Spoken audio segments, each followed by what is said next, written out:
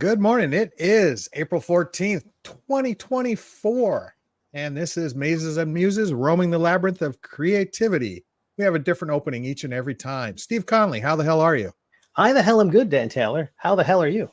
I am the hella good as well. I gotta mute something over here. There we go. All right. Professional programming here as always. So we didn't chat last Saturday. How was your show?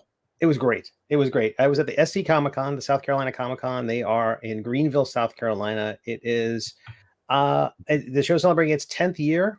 I would say, like, in terms of comic conventions to game conventions, maybe Gamehole Con scale. It's not. It's a solid regional show, but brings in people from all over. It is sort of like where Baltimore Comic Con was, or Heroes Con was at year 10. You know, it's that same kind of thing. It's like those other shows. It's a comic convention that is run and managed by a retailer. So it's not like these ones that are just show promoters who want to make money. You see, ooh, this is underserved region. This is someone who really loves comics and games. We were talking D&D too.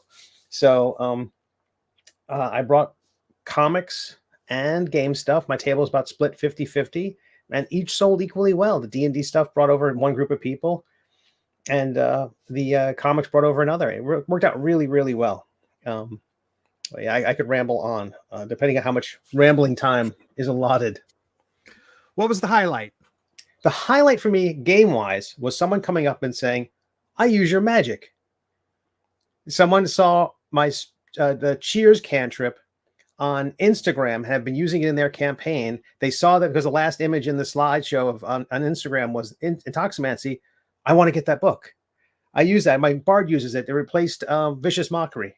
So my magic is in the world. That was game-wise, absolute highlight for me. Absolutely. The close second was John Rice Davies. It was one of the celebrities there.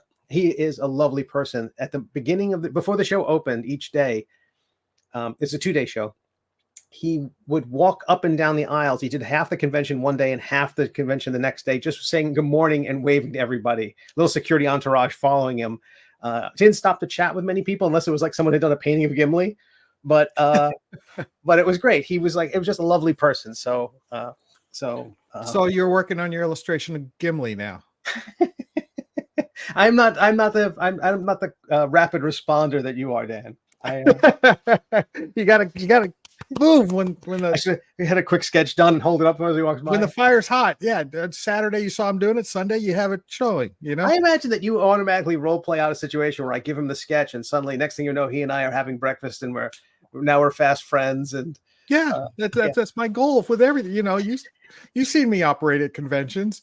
You know, I hand someone some promo material. The next thing I'm telling you, we're best friends. So that's great. That's great. But it was great. It was a great. I'm delusional, Steve. That's what it comes to. I'm delusional until you make it real. Yeah. You don't have to make it all real, just some of them. But Dan, can I ask you a question? Yeah. I've been meaning to ask you this. Who the hell are you? Who the hell am I? I am Dan Taylor. I am a creator of D&D and tabletop type content. I'm an author. I am a former comic book creator, maybe dabbles in comic books occasionally when the whim hits me. But other than that, I'm also the producer and showrunner of Catacombs and Comedians, and Catacombs and Creators, and actual play live D&D and our other role-playing game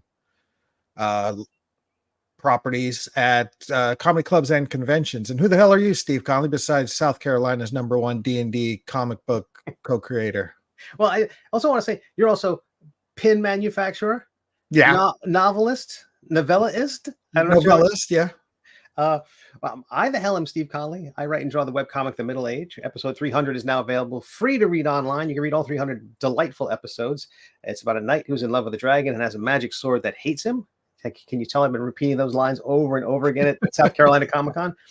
And I also create TTRPG content like the Emmy-nominated Intoximancy, the sequels Death Dealing and The Prayer's Handbook, which I got my copies in just this shiny week of the zine. The hardcovers, I just got a shipping tracking information for that yesterday, and I should get those this week. So everything's shipping. So I should get mine next week then.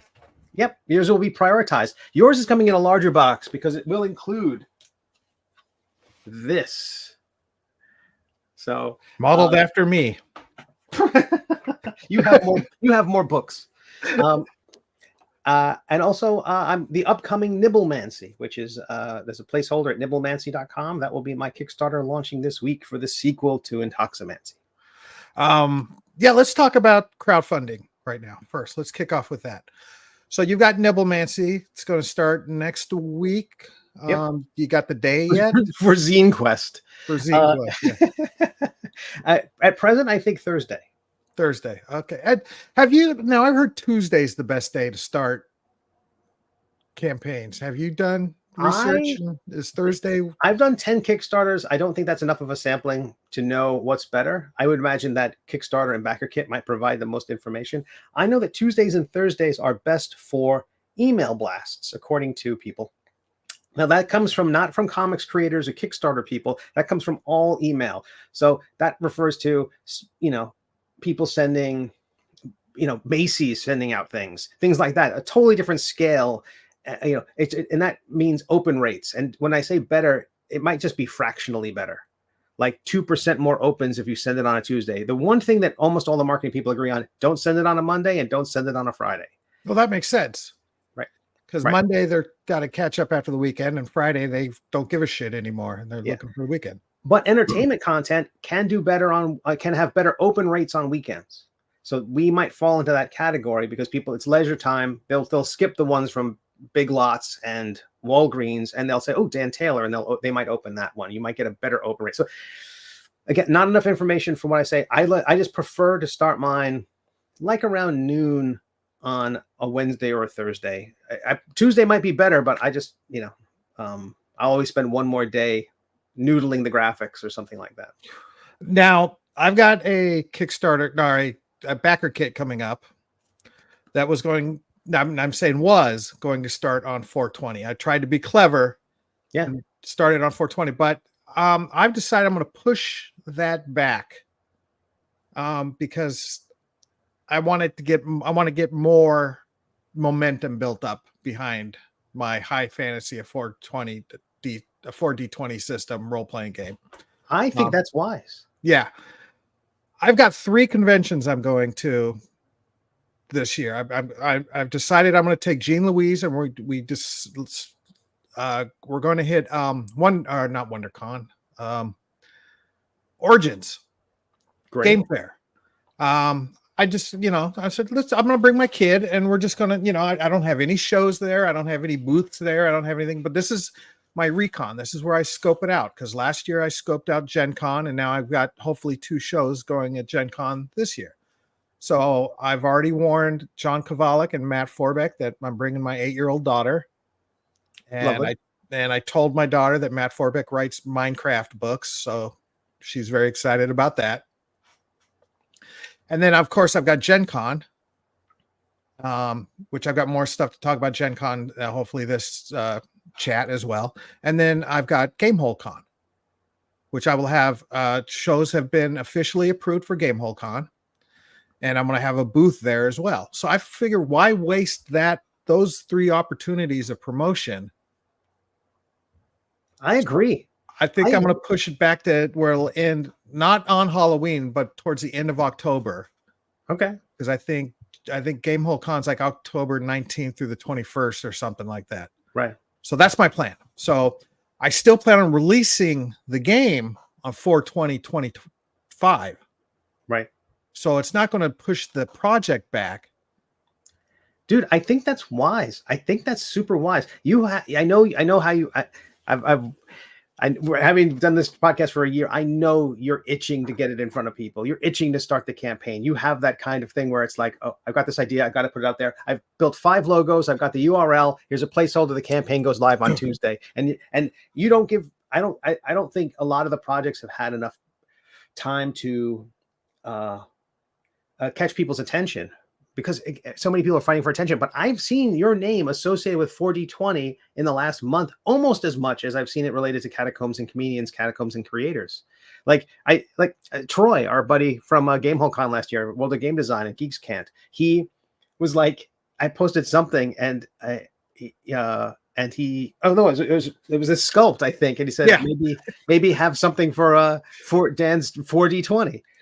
It's great. So it's getting out there, and I think giving it time to sprout a bit is a good idea. There's probably some sort of weed metaphor you have here, some sort of hydroponics that you could talk about, but I don't. But I've been lining up artists, and I want to show some of this art to promote it, and I just haven't gotten the art in time. Sure. I will show some of it today, though. Ooh. I've got some killer art to show off. Hopefully today, if I remember. By Matthew Sargent, who I think you met him at. Yeah, he's great.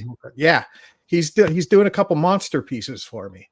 Beautiful. So, and then I've got EJ Sue is doing some art for me. Excellent. I don't fuck around. EJ Sue is a brilliant art. Have you seen his Godzilla mural that he did in? No. It's might be Taiwan or something like that. I mean, or Thailand or something like that. It's beautiful. Taiwan is Taiwan's a place. It sounds like a Star Wars planet. But yeah, so EJ Sue and I go way back to when we worked together on the Transformers comic books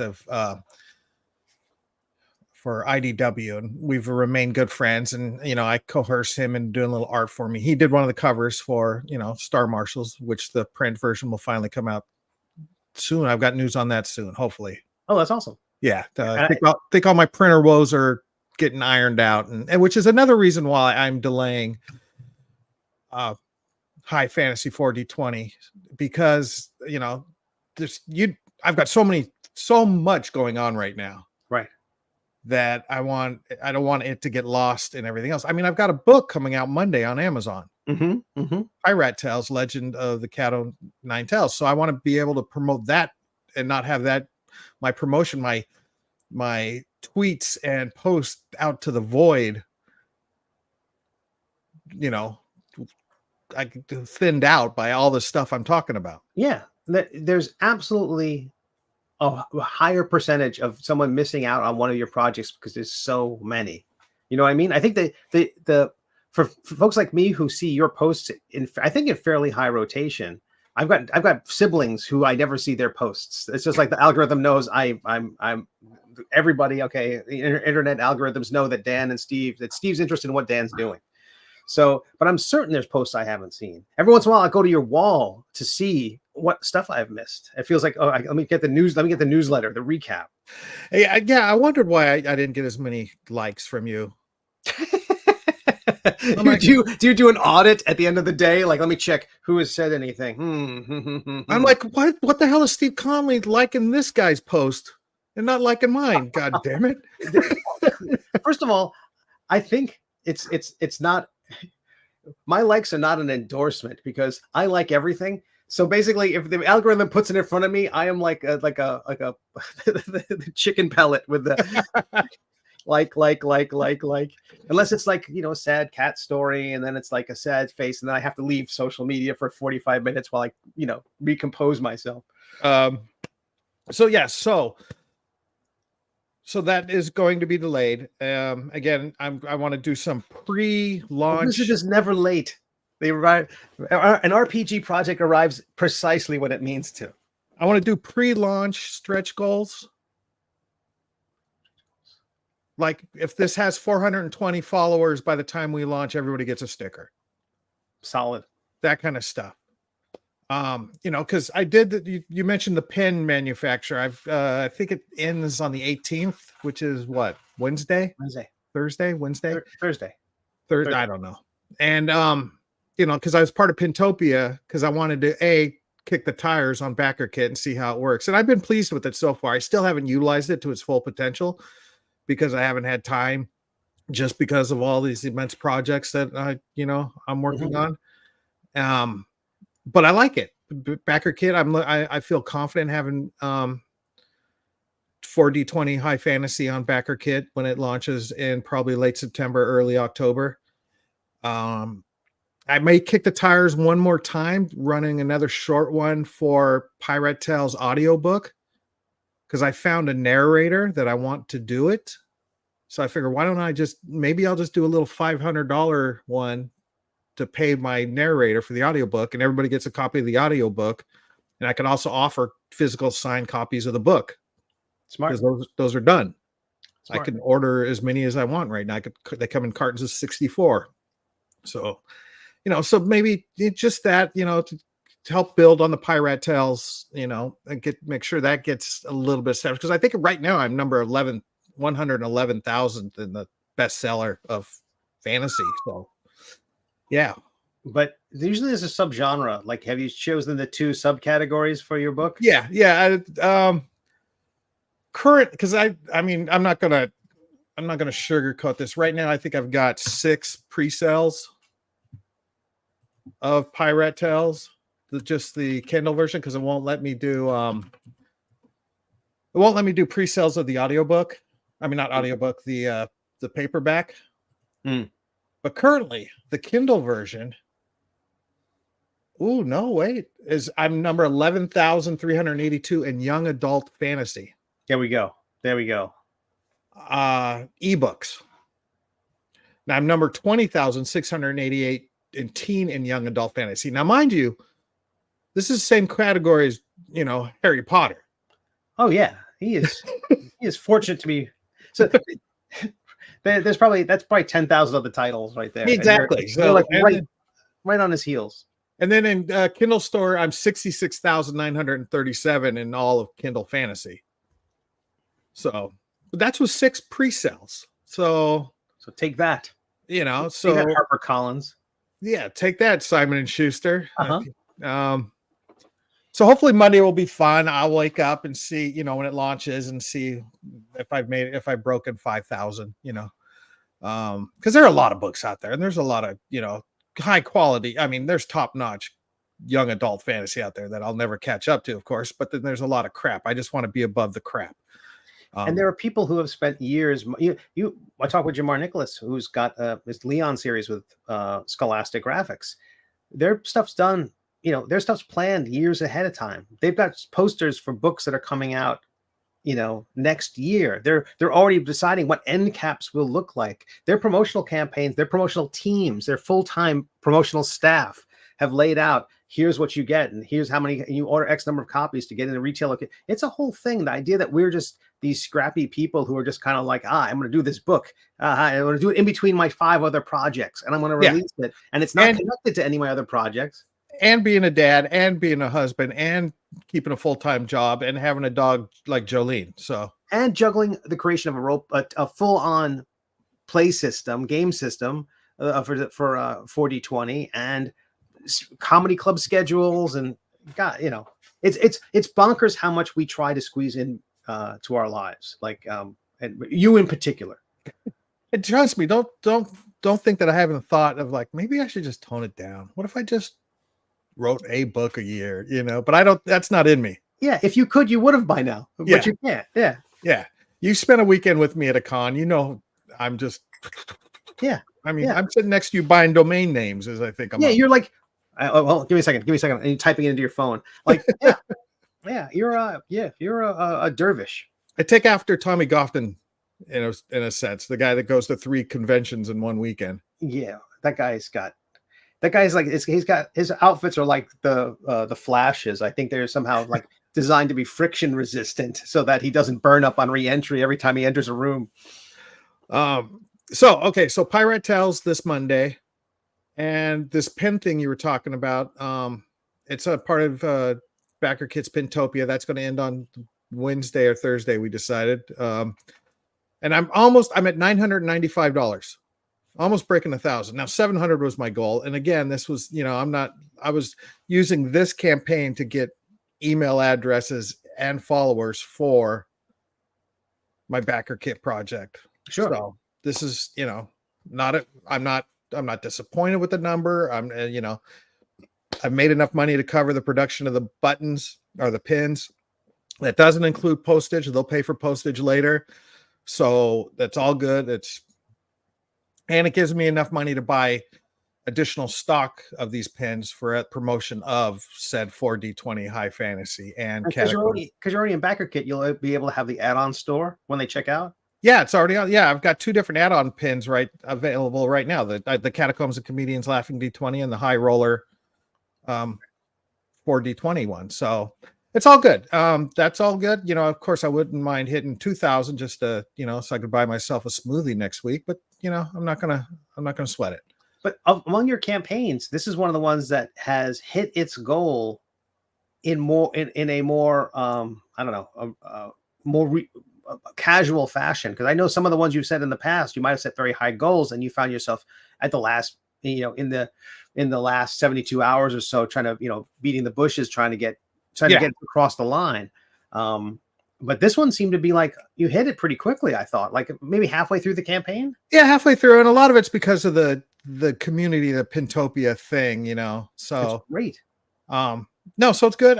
Will I do it next year? Maybe, maybe not. I don't know. We'll see. You know what other project I can tie into it. I think you can come up with another pin idea between now and then. I'm like, why isn't there a Pirate Tales pin up there? Okay, there you go. So that's going to wrap up. So that'll be one thing off my slate. The book coming out. That's another thing off my slate.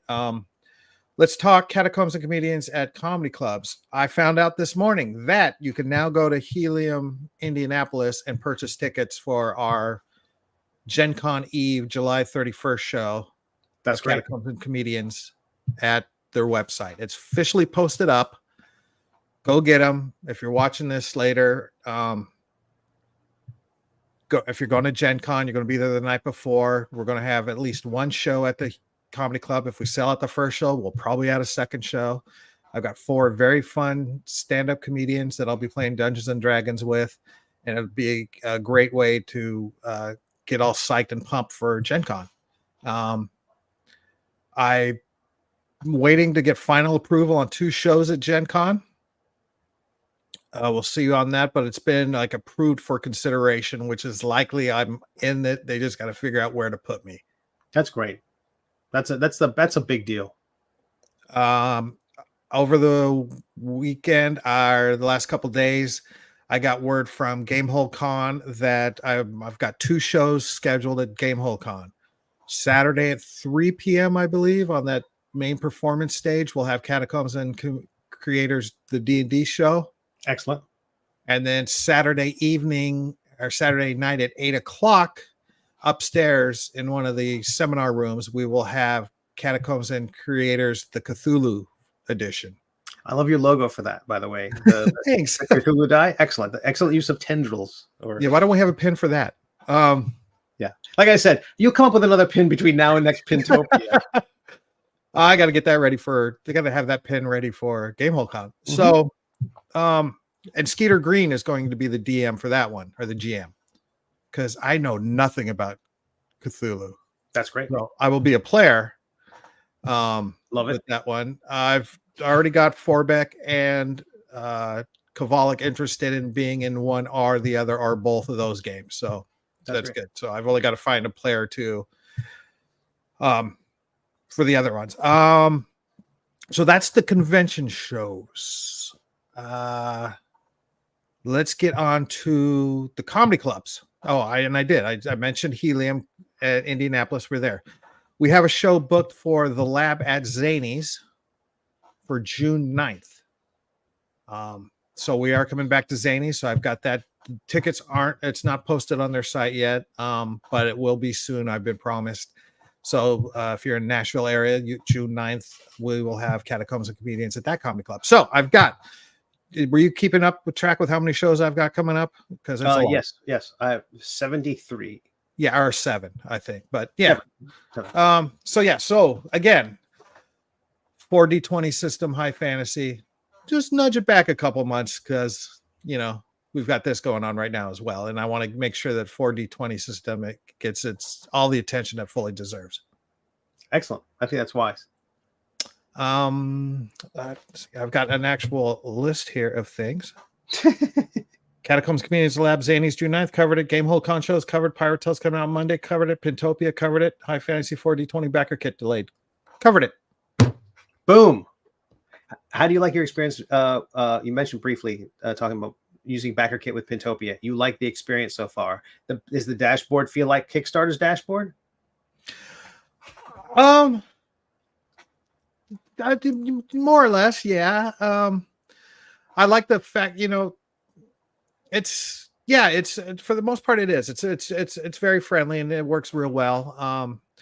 Again, I think if I delve into it further and more intensely, I will find it's much more of its advantages. Right. But again, I'm like you know, A, I'm lazy, even though I've got all these projects. And B, I hate doing research. Sure. So, but yeah, overall, I've been pleased with it. We'll see, how when the project's all done and I get, start fulfilling all the orders and all that, how BackerKit works in. But a lot of people on Kickstarter use BackerKit for that. So Right. for their Sure. fulfillment. So I'm assuming it works well. That's great. I just more interested in your experience compared to, because you're one of the few people I know who have used Kickstarter, Zoop, and now BackerKit, and I was wondering how those compared. And I got an email from Indiegogo saying, "Come use us." Right. Yeah. So it worked real well. Zoop, again, I wasn't overly thrilled with, but I do. And Kickstarter, I don't know. BackerKit. Right now, I've got much more of a warm feeling for. Yeah, man, and it like, again, and the program. I love the idea that you took part in Pintopia and that it seems to have helped, because I know I don't even know if you've pimped it as much as you've pimped Catacombs and Comedians and the other projects you're working on. But in terms of promotion, Pintopia, it feels like it, even in your schedule, it's like a back burner thing. And it still had success, in part because of the enthusiasm that BackerKit has built around Pintopia that has lifted all the projects. Yeah. So I've never felt that with Zine Quest. I never felt like there was this kind of like, the idea of having a campaign where you're partnering with somebody else and you're lifting each other up. That's amazing stuff. I haven't seen any other platform do that. I think that's a really great idea. And, I'm on their Discord with this group and they're saying, "Hey, can I do this? Can I do this?" And the guy who's running it says, "Let me look. Okay, here's how you can do this." Very responsive. They're great. Here's how you can do this. Oh, that's a good idea. Let me see if we can figure that out. Yep, we figured out how way to do that. Here, everybody. This is how you do it. Is that a Pintopia specific Discord or is it BackerKit's? It's a BackerKit, but it's a Pintopia, room or whatever. And yeah, like I said, a subreddit sort of kind of thing. Yeah, channel or whatever they call them in there. So, the community with the Pintopia has been really encouraging, because I'll throw up something up there and they're like, "Yeah, that's good." Oh, some of these people have made tens of thousands of dollars, $60,000 on their pins. Yeah, excellent. There's some huge ones. It looks like, as of when I just checked it recently, I think there are 122 creators in it. All but 6 have reached their funding goal. Oh, wow. And it's well over $700,000 combined. Is there a commonality to the pins that didn't make it that you saw, or did you look at those at all? No, not really. Like, I wasn't. If it's like real niche stuff, like some of it's real niche. Some of them just looks kind of metal detectorists get the lead out. It's like something like that. It's like, what? Some of it looks like half-assed. Like, yeah, I'll give this a try. I see. Okay. Some of it, they asked for way too much, I think. That's a big deal too, right? That's a huge deal. Yeah. So when the 4D20 comes out, I'm still going to have it. 4D20 or 420 still $420 will still be my goal. Of course. The idea of so many of these things, people said, "Why are my goals on Kickstarter low?" And I'm like, because I want to make it anyway. Almost always, it's like, I'm going to make this book no matter what. And it's not like, if this campaign fails, I'm not going to make a 3rd volume of the Middle Age, or I'm not going to produce another zine. Yeah, so the price is low. It's just, and like that's exactly what I could do with BackerKit. Real easy enough. I can set up. I don't know. It's been so long since I've used Kickstarter, but BackerKit, I can set up a stretch goal of, if we reach 4,200, then I'll make hardbacks available. Right. And have it as an add-on if you want. Yep. One of the things I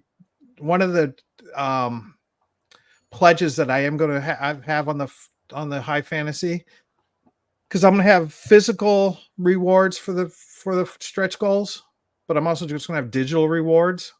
But let's say you just want the PDF, but you want the stickers and buttons and dice bags and rolling tray and all that stuff. For $5, if you as an add-on, you're eligible for all the physical stretch goal rewards.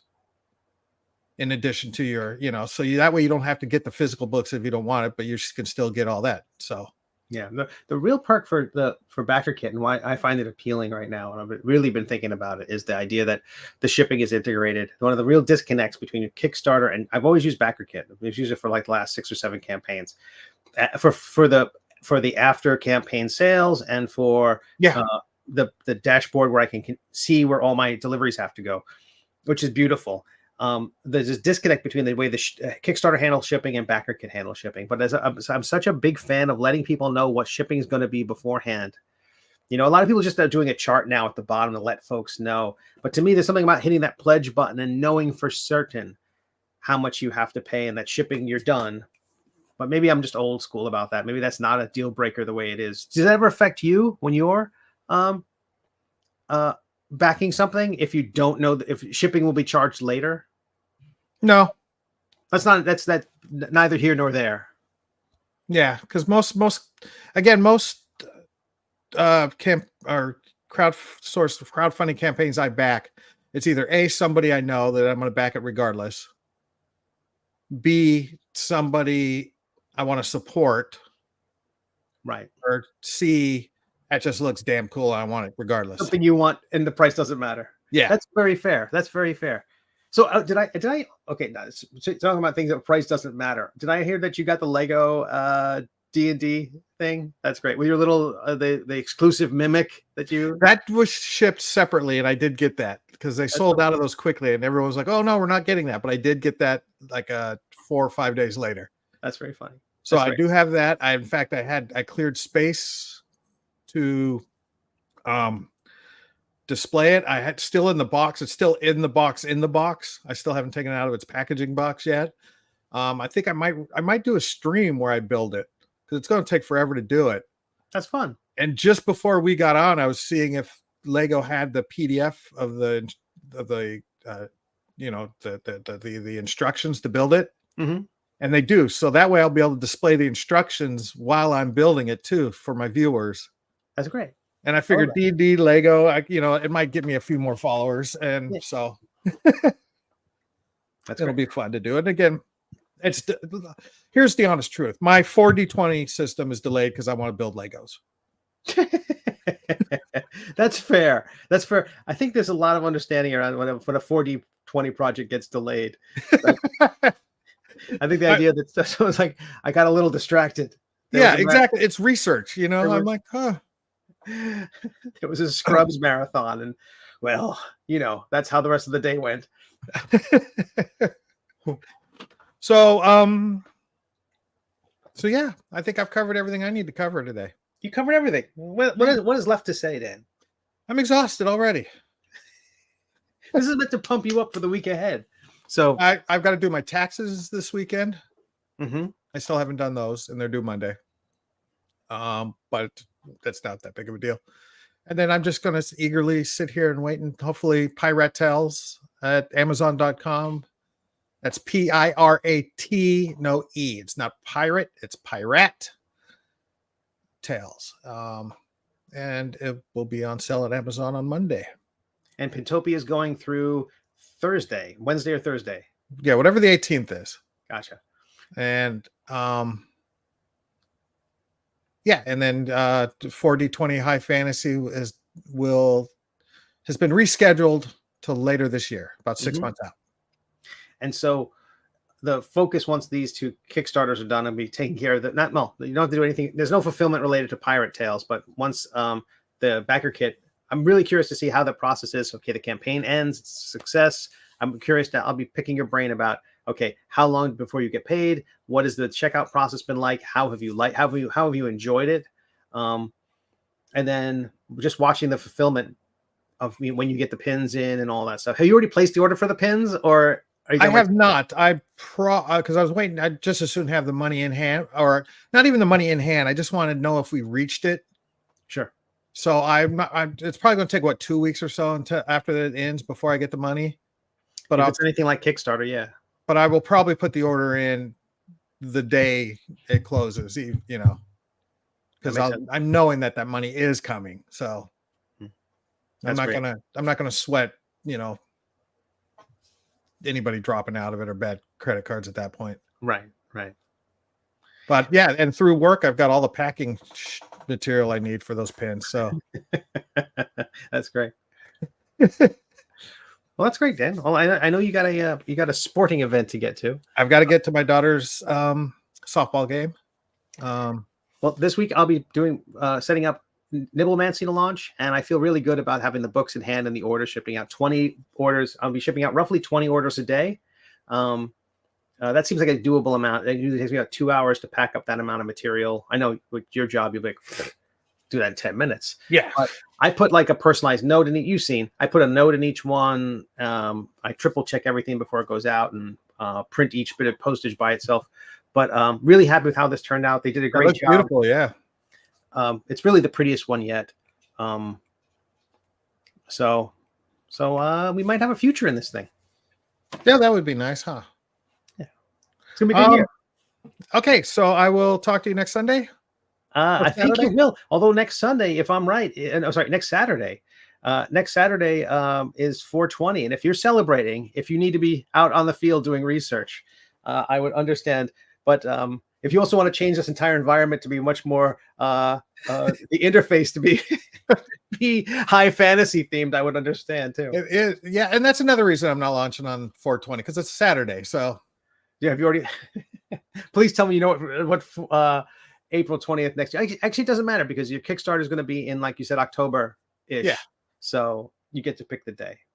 So so 420 we'll have the Wake and Bake session of Mazes and Muses. That sounds great. All right, I'll talk to you next week, Steve. Have a great week. And for everybody out there, thanks for tuning in. Thanks for watching on demand later, and may you make all of your saving throws.